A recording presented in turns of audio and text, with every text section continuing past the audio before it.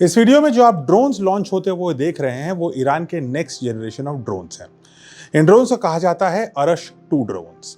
ईरानी अधिकारियों के अनुसार ये ड्रोन्स एक कंटिन्यूअस ऑपरेशन का हिस्सा हैं जिसमें इजरायल की मिलिट्री टारगेट्स को लगातार निशाना बनाया जा रहा है। अरश 2 ड्रोन्स शाहिद 136 ड्रोन्स का एक अधिक एडवांस्ड और पावरफुल वर्जन माना जा रहा है। दोनों ही ड्रोन कैमिकाजे हैं, यानी लॉइटरिंग म्यूटिनेशन है, यानी कि जैसे ही ये टारगेट पे आते हैं ये उससे टकरा जाते हैं, एक्सप्लोड हो जाते हैं और खुद भी समाप्त हो जाते हैं, लेकिन टारगेट को भी नुकसान पहुंचाते हैं। लेकिन अरश 2 की कुछ महत्वपूर्ण क्षमताएं हैं जो इसे शाहिद से अलग बनाती हैं, बेहतर बनाती हैं। सबसे बड़ी बात यह है इनकी रेंज की। शाहिद ड्रोन की आमतौर पर जो रेंज है वो 1500 किलोमीटर तक का स्ट्राइक डिस्टेंस है। वहीं अरश की जो एस्टिमेटेड रेंज है वो 2000 किलोमीटर है, यानी 33% का इजाफा।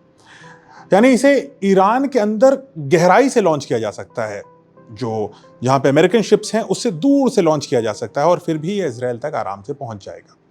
इसके अलावा अरश में लगभग 150 किलोग्राम का वॉरहेड ले जाने की क्षमता है, यानी कि टारगेट पर इंपैक्ट होने पर नुकसान कहीं ज्यादा होगा।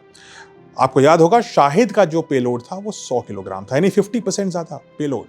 कुछ रिपोर्ट्स ये भी कहती हैं कि अरश की स्पीड शाहिद से कहीं ज्यादा है, जिससे एयर डिफेंस सिस्टम इसे इंटरसेप्ट करने में और भी मुश्किल टास्क दिखता है। अगर केपेबिलिटीज की ये बातें सही हैं तो इसका मतलब ये हुआ कि ईरान अब लॉन्ग रेंज कैमिकाजी ड्रोन स्ट्राइक्स काफी दूर से लॉन्च करने की क्षमता रखता है।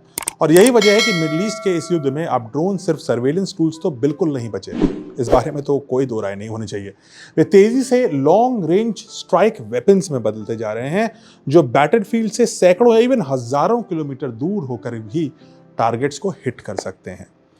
ईरान ने इस युद्ध में यह तो दिखा दिया कि low cost drones would be the future of aerial warfare and also bombing and targeted precision strikes.